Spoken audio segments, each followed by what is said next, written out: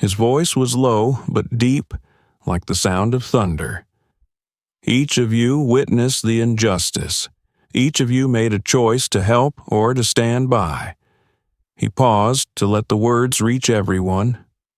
You saw a person in a wheelchair, a pregnant woman, being hit, humiliated, insulted. And what did you do? Many of you did nothing. You stood by and watched as if it were just another video to be taken down and forgotten. The crowd stirred. Some looked away. Some lowered their heads. It's not about her, he continued, pointing in the direction the ambulance had gone. It's about all of us. It's about how we let these things happen, the way we turn a blind eye to racism and prejudice and cruelty, the way we think it's not our problem until it's too late. His words cut like a knife. People froze because they knew he was telling the truth. This was not a scene from a movie. This was their reality. This woman showed more courage today than many of us will ever find in ourselves, he said. But she didn't have to fight alone. No one should. If you see injustice, you have an obligation to act, not wait, not take pictures on your phone, not make excuses. Act. Because if you don't, you become part of it. The crowd was silent. Even those who had argued before were now at a loss for words. Johnson's words were not loud, but they hit the heart of the matter. One of the young men, who had been standing aside all this time, slowly raised his hand. "You're right," he said quietly. "I should have done something. We all should have." "This is just the beginning," Johnson replied. His voice had softened, but it was still strong. Each of us can make a difference.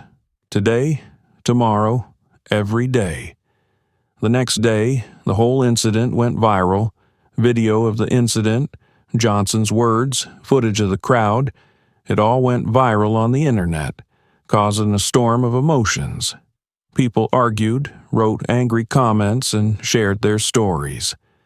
The theme of racism, injustice, and indifference resurfaced, forcing the public to ask again and again, how is this still possible?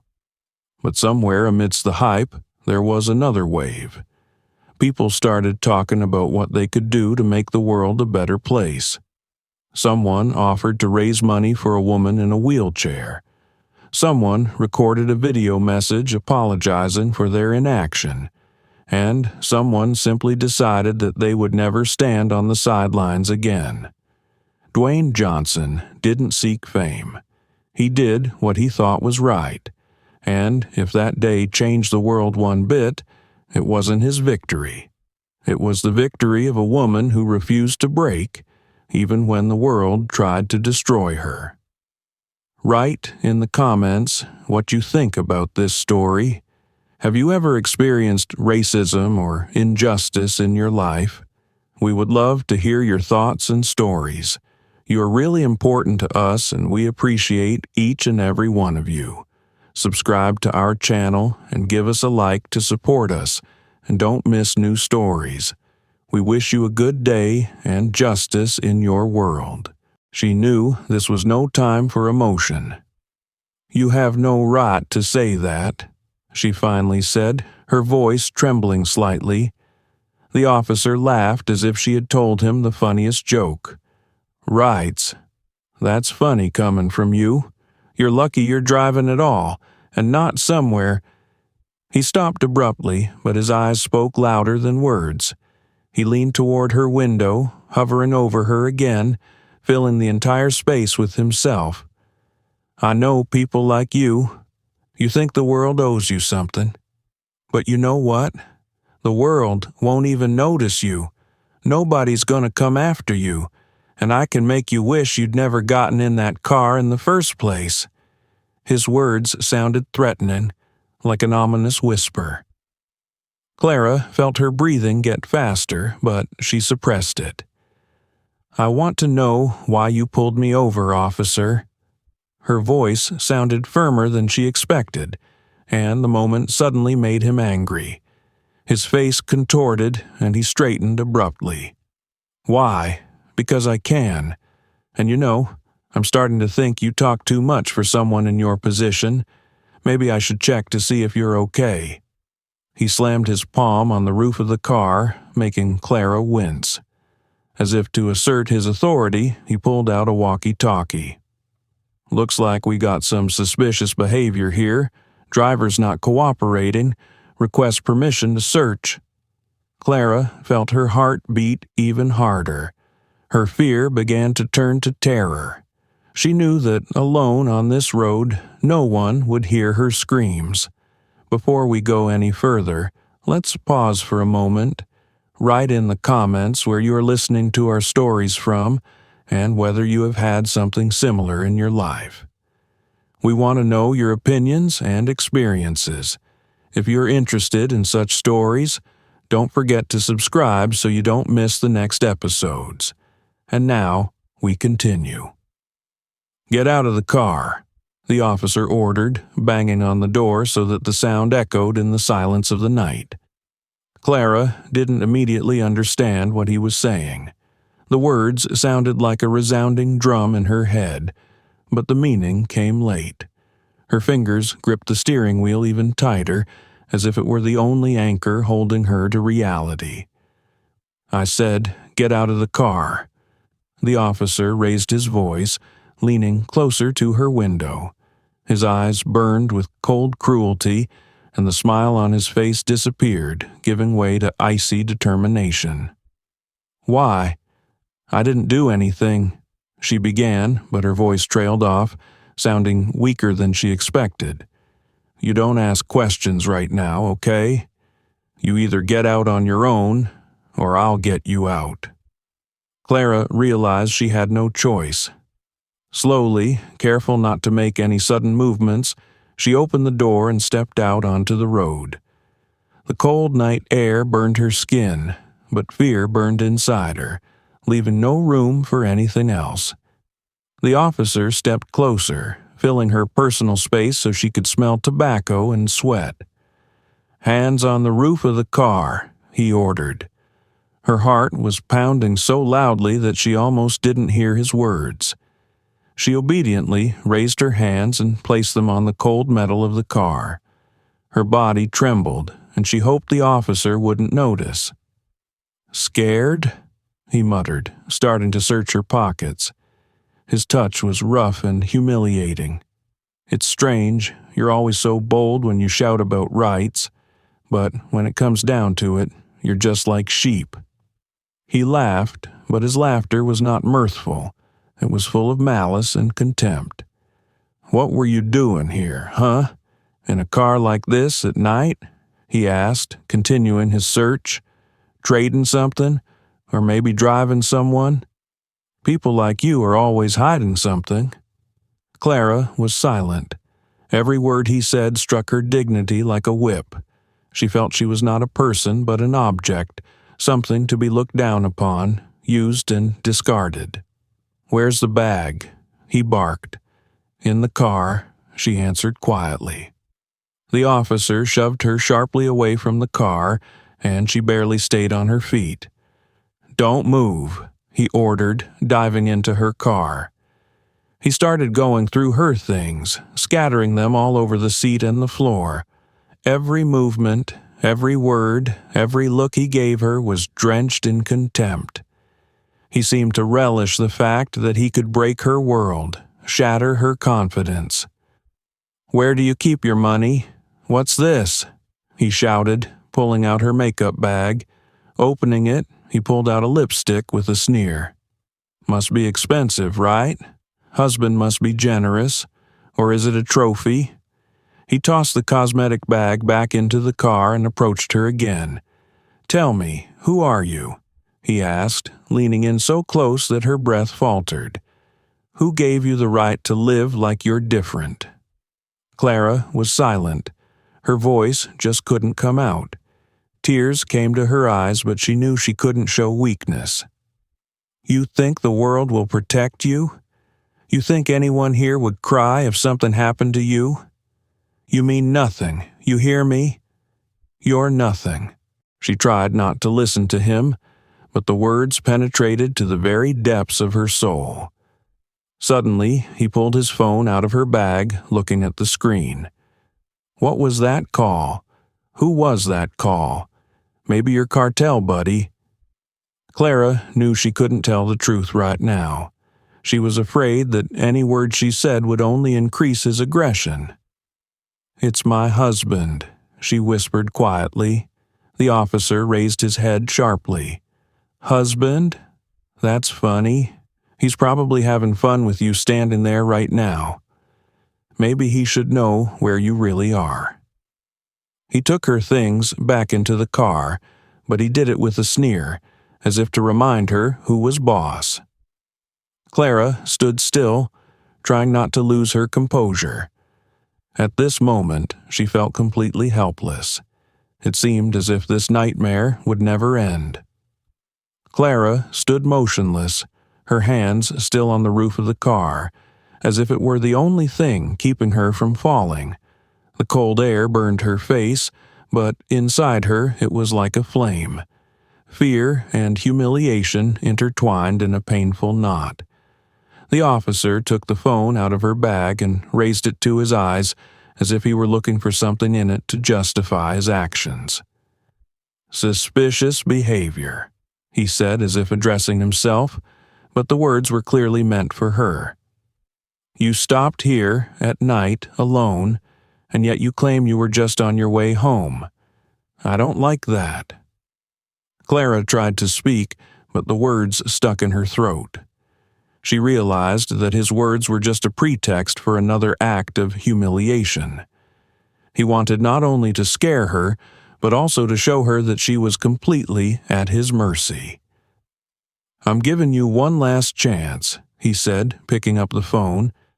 "If I call my boss now and report you, you can be sure you'll be behind bars by morning. Suspicion of drug dealing, disobeying the police. I'll see what I can add to the report." His words sounded like a sentence. Clara knew he wasn't kidding. In this world where her skin automatically made her a suspect, every move he made was dangerous.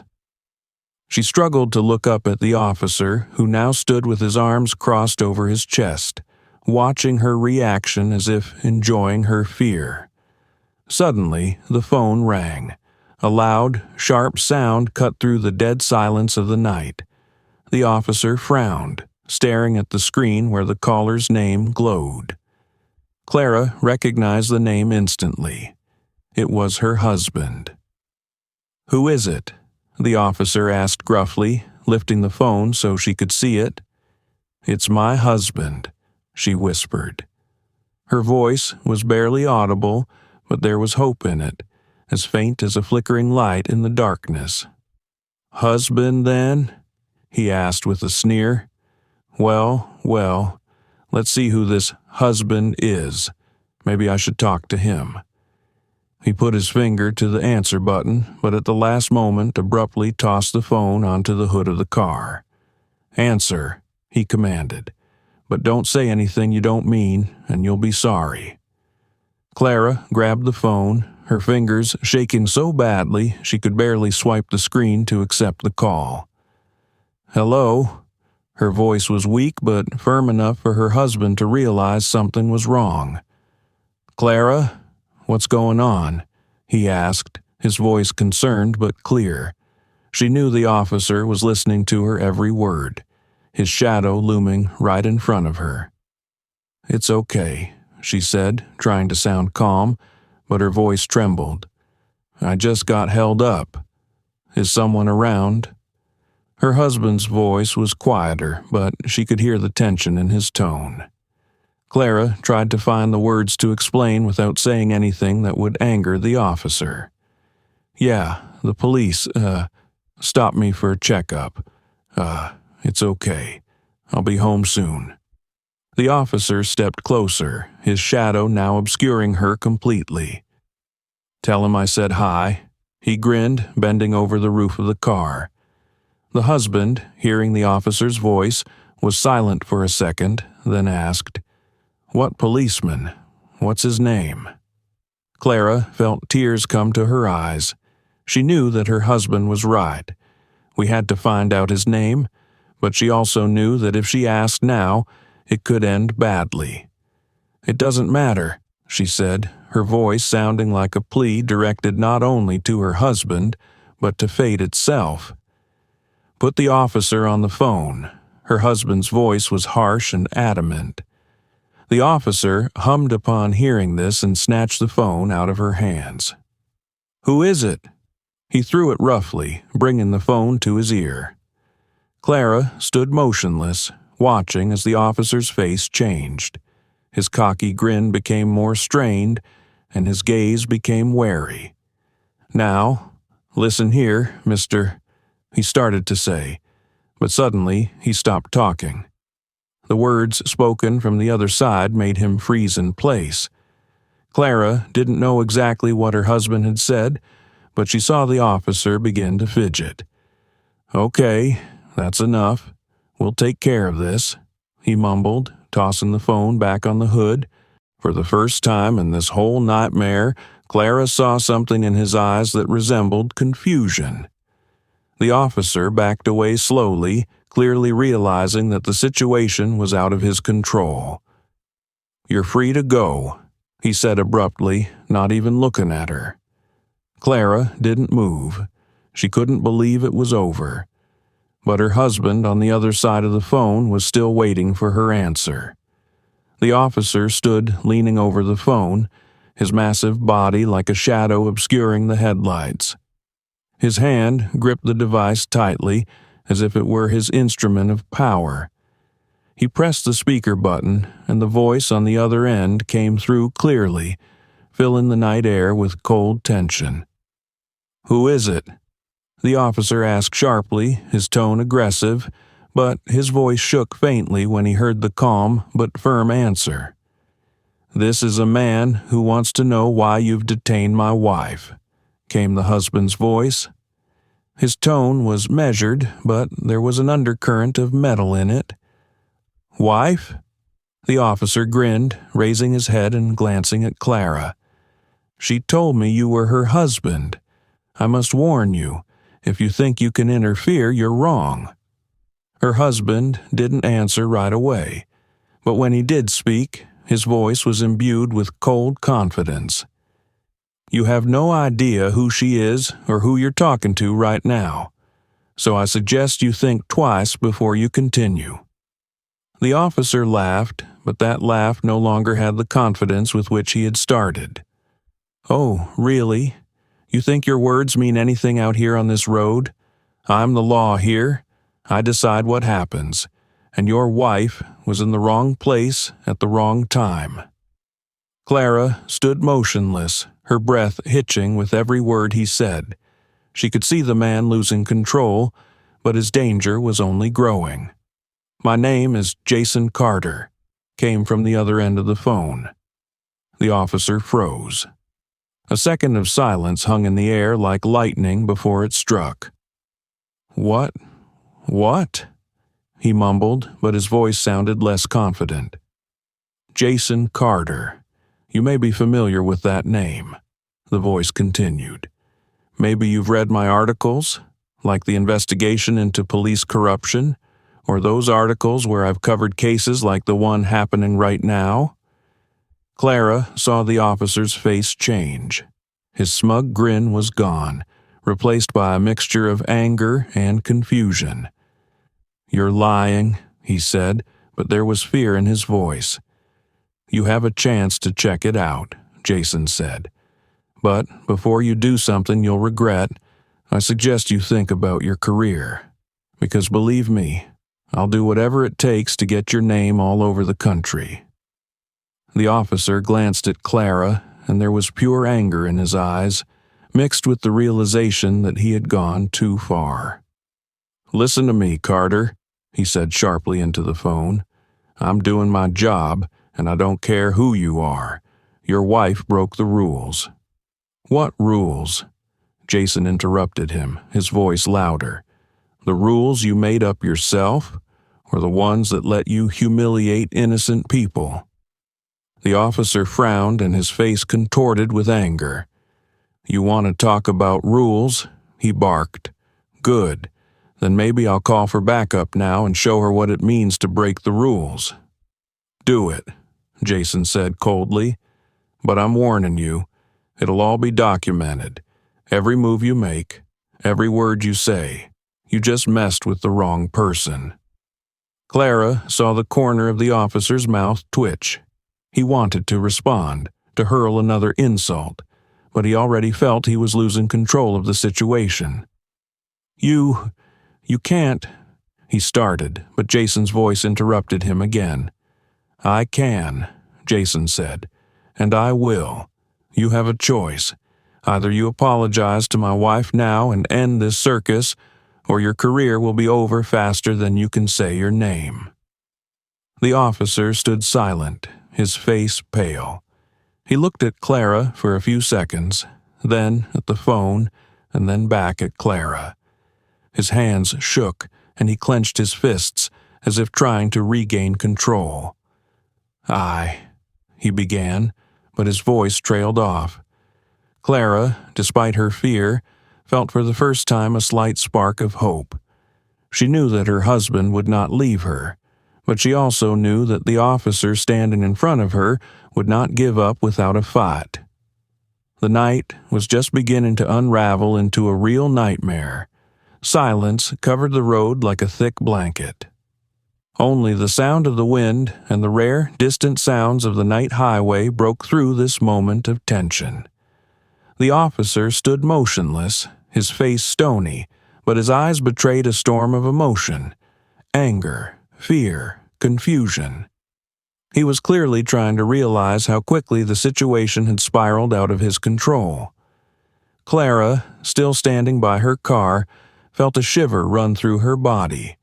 Her heart continued to pound so loudly that she could barely hear the sounds around her. But her fear was beginning to be replaced by something new, a muffled rage that was still hidden under a layer of terror.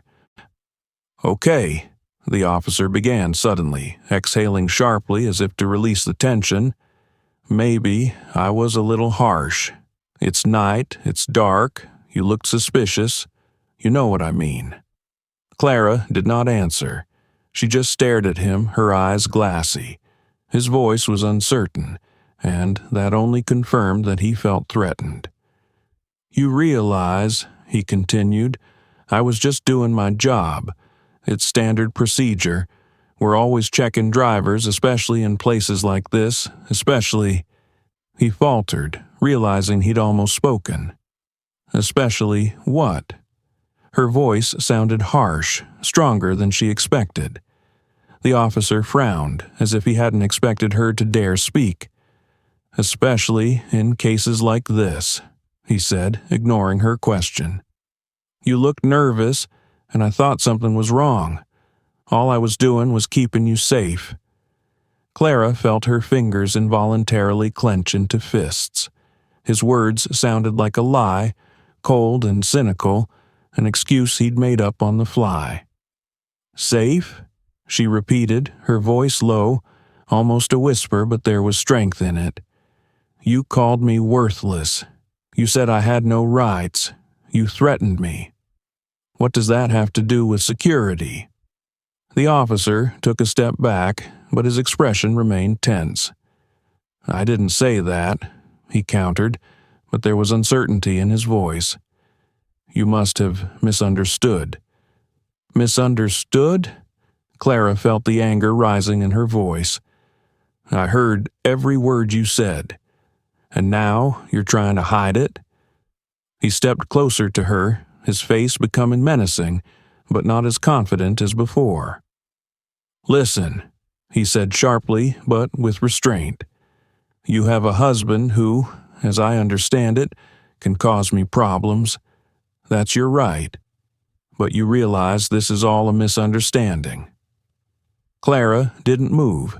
She could see him trying to twist away, his words becoming less and less convincing. "Misunderstanding?" Her voice turned cold again. "So you going through my car, insulting me, threatening me, That's just a misunderstanding?" The officer clenched his jaws, his gaze becoming intense. "Do you want this to go to trial?" he bellowed, his voice threatening again. "You have no idea how much it's going to cost. You should just go home and forget about it." But Clara wasn't about to back down. "No," she said firmly, her voice like a hammer. "I'm not going anywhere until you explain why you thought you had the right to treat me this way." The officer froze. He clearly hadn't expected such resistance. His eyes lit up with hatred, but there was something else in them, too. The fear that she really wouldn't back down. "Do you really want to know why?" he said finally, his voice turning icy. "All right, I'll tell you. Because you're just like everyone else who thinks they can break the rules and get away with it. Because you think someone like you can drive a car like that, live in those conditions, and no one will ask questions." His hateful words cut her like a knife. But Clara didn't let herself break. "Now, listen to me," he said, his voice low and threatening. "If you think your husband can cover for you, you're wrong. You're just playing with fire." She stood looking at him, feeling her anger grow, displacing her fear. She knew this man could do many things to try to cover his tracks, but she also knew that the truth would no longer stop. That night, on the empty road, a battle began that neither he nor she could afford to lose. Before we go any further, let's take one more quick pause. Write in the comments where you're listening to our stories from, and if something similar has happened in your life. It's important for us to hear your thoughts. If you like this story and want to know what happens next, be sure to subscribe so you don't miss the sequel. And now, to continue. The events of that night spread across the news wires like a fire in a drought-stricken forest. In the morning, when the first journalists began to publish their stories, Clara's story became the main topic. Police brutality on an empty road, hidden racism and abuse of power, the headlines filled the pages and screens. It seemed that every detail of that horrific encounter had come into the lens of public scrutiny, thanks to her husband's efforts. Jason Carter, known for his uncompromising investigations, wasted no time. He used all his resources to publicize what had happened. His article, published early in the morning, sounded like a cry of outrage.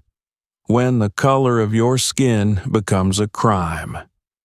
In it, he did not just talk about what had happened to Clara, but revealed the systemic problems in which society was drowning. He cited evidence, including an audio recording of a call made that night and multiple testimonies from other victims who encountered the same officer. Jason wrote about dozens of similar cases that were glossed over or completely ignored. The article quickly went viral, prompting thousands of people to share their stories of injustice. But while some applauded his courage, others strategized their defense. The city's police department responded immediately. An official department statement said the officer acted within the scope of his authority and that his actions were solely to ensure public safety. She was acting suspiciously, the officer said in one of his first interviews, trying to justify his actions. His face looked tired, but his tone remained confident. "I was doing my job. I'm sorry she felt uncomfortable, but my primary job is to protect people." His words sounded like a prepared speech, but it didn't stop there. The officer and his colleagues went on the offensive, trying to discredit Clara. They said that she allegedly refused to cooperate, behaved aggressively, and even tried to threaten the police with her husband's connections. "We are facing new challenges," the officer continued in the interview. "People are trying to use their position to undermine the authority of the law." These words intensified the divide in the community. Some sided with the police, arguing that the officer was simply doing his job. Others saw his actions as blatant racism and abuse of power. Clara was at home at the time, but her life had changed forever. Her phone was ringing off the hook. Journalists, activists, strangers with support and threats. Some called her a heroine, others a liar seeking fame. But the worst began when she started receiving anonymous messages. "We know where you live," one of them said. "You think you're going to get away with this?" threatened another. Clara couldn't sleep. Every rustle outside the window made her flinch. She no longer felt safe even in her own home. Jason wasn't going to stop.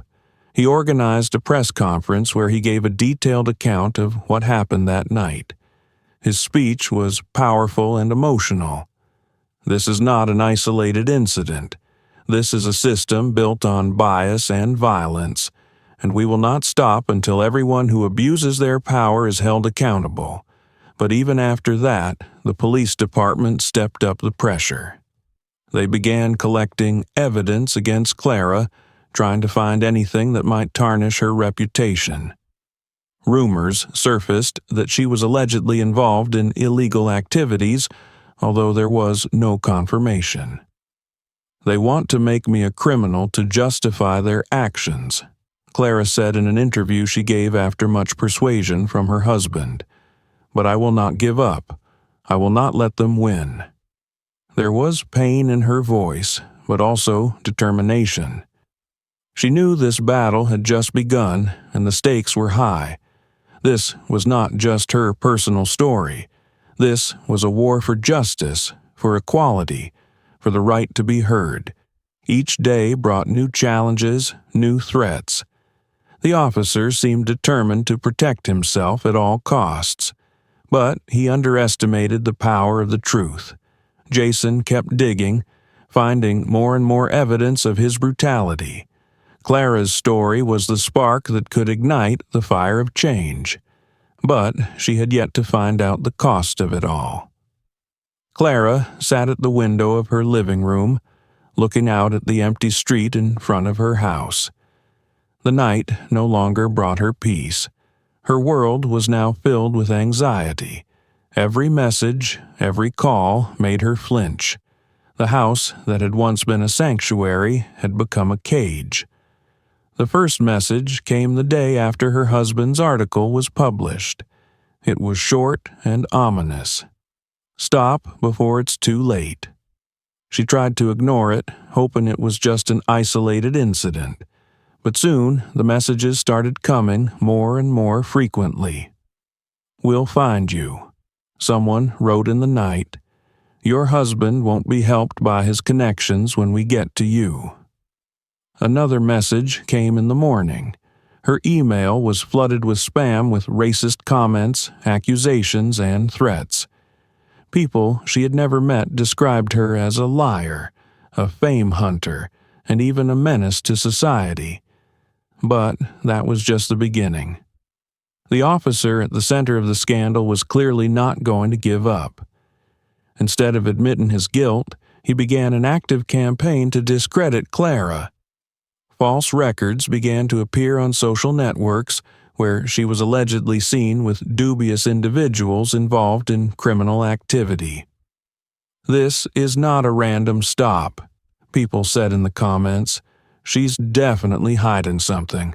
A local TV station even ran a story showing a photo of Clara taken that night, accompanied by claims of her suspicious behavior. "She was being aggressive towards the officer," the voiceover said. "Her husband is using the media to cover up the real story." Clara felt her body stiffen with anger and helplessness. Her name had been turned into a target, her life into an object of public discussion. Her husband, Jason, did not lag behind. He continued to fight, publishing, conducting interviews, exposing lies and injustice, but the attacks grew more and more vicious.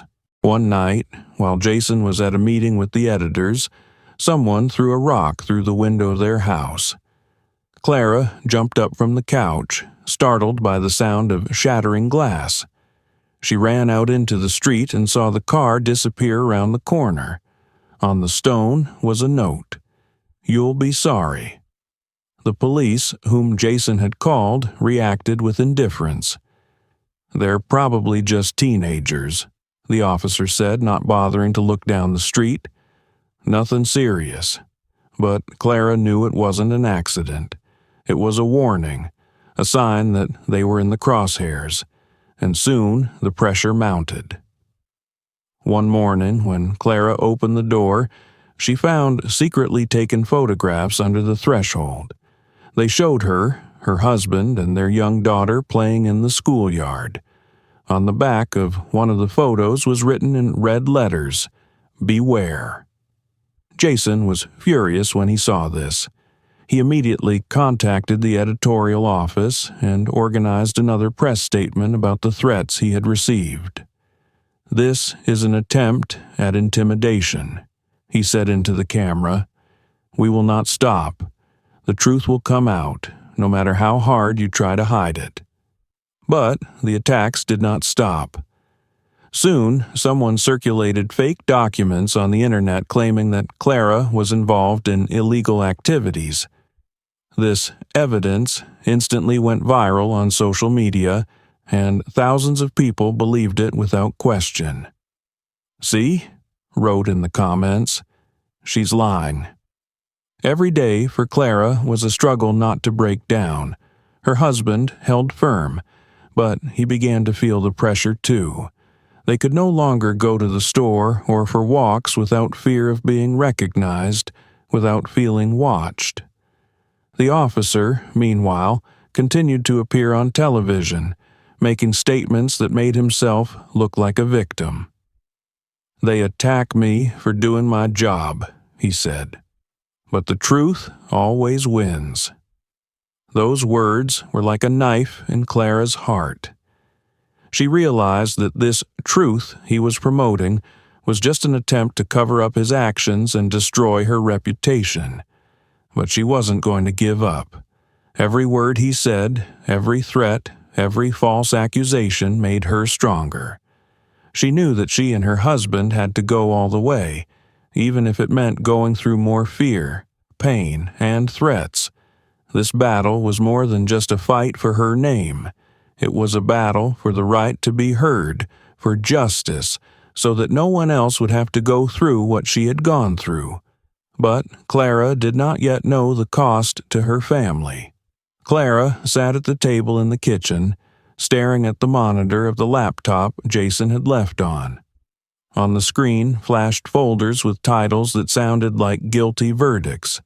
Complaints against Officer Randall, excessive force, silenced cases. These files were the result of her husband's week-long investigation, which was slowly but surely coming closer to exposing the truth.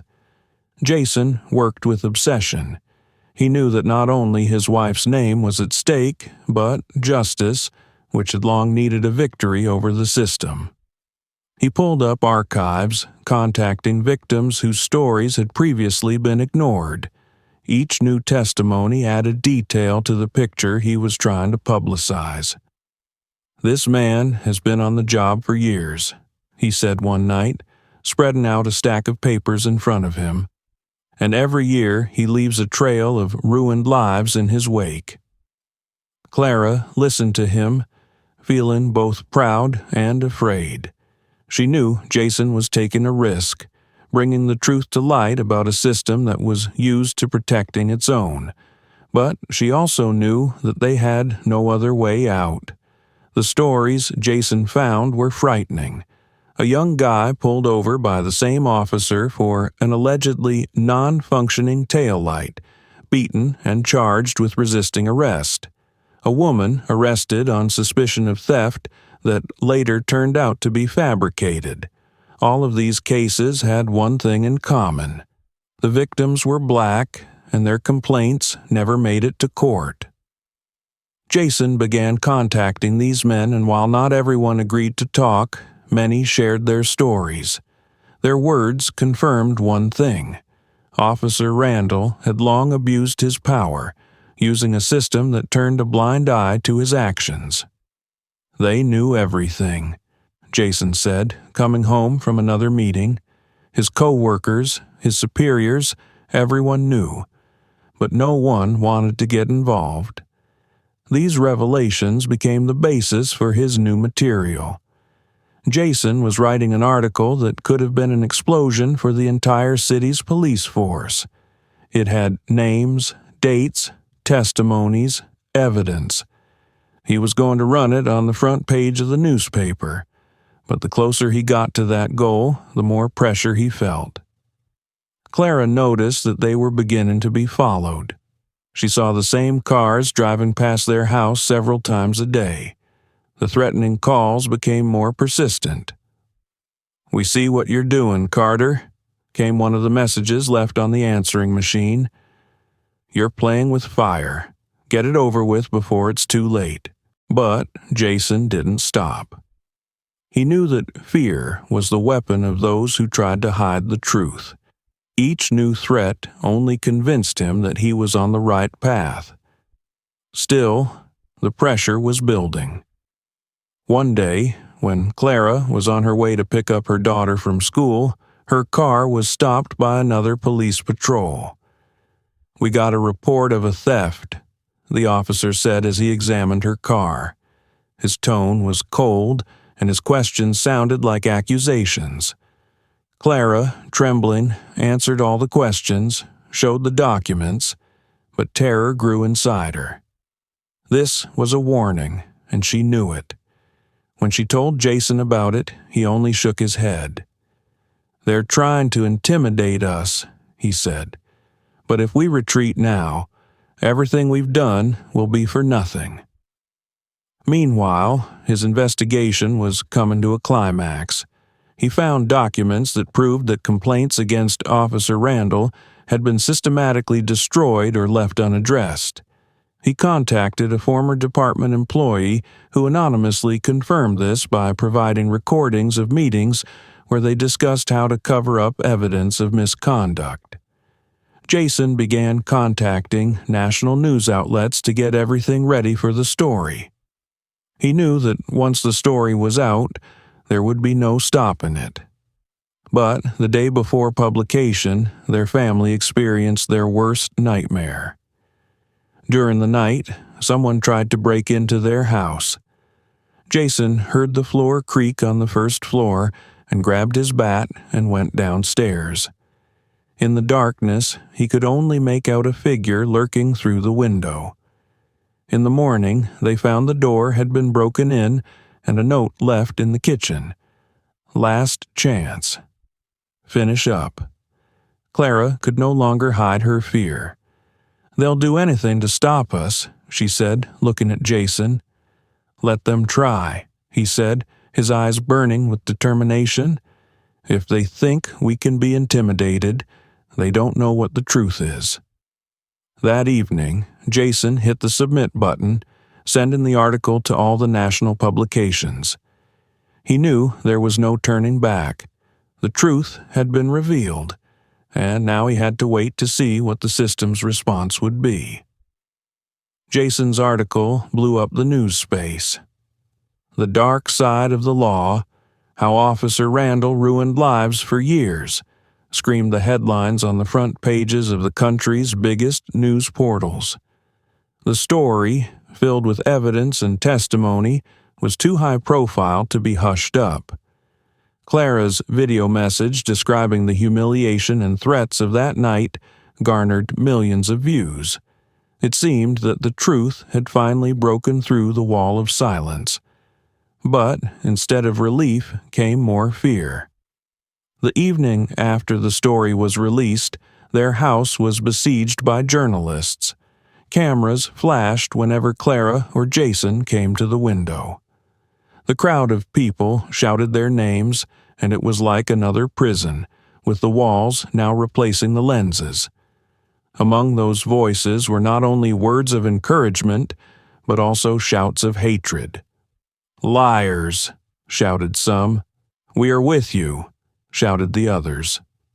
The cornered police department released an emergency statement claiming that all allegations against Officer Randall are exaggerated and are a targeted attack on law enforcement.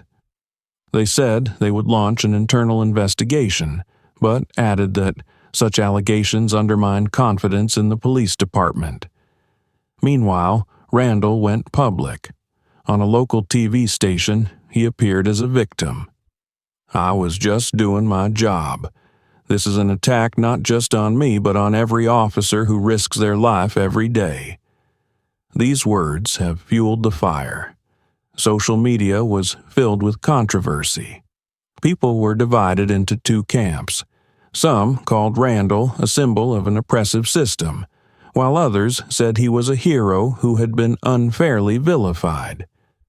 At this point, Clara and Jason realized that their struggle was just beginning, but tragedy was closer than they thought. A few days later, when the buzz around their story had peaked, Clara went to the store to take her mind off the stress. She tried to be inconspicuous, but she could feel the stares. People recognized her, some silently watching her, some whispering. She hurriedly finished her shopping and went out to the parking lot, but there was a nightmare waiting for her.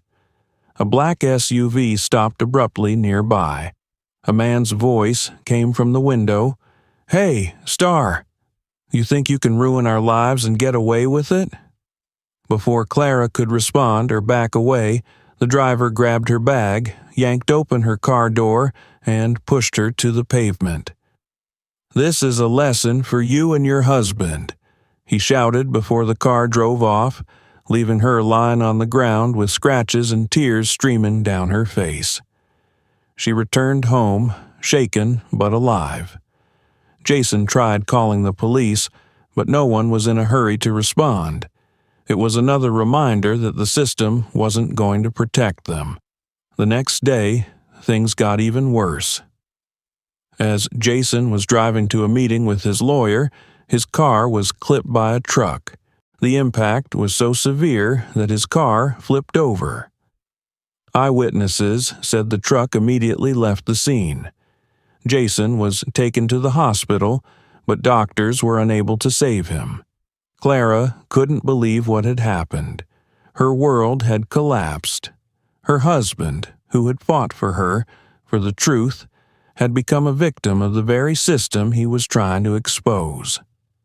His death came as a shock to the whole country, but instead of justice, it brought a new wave of hatred and mistrust. The police called the accident an accident, but Clara knew it wasn't an accident. It was revenge.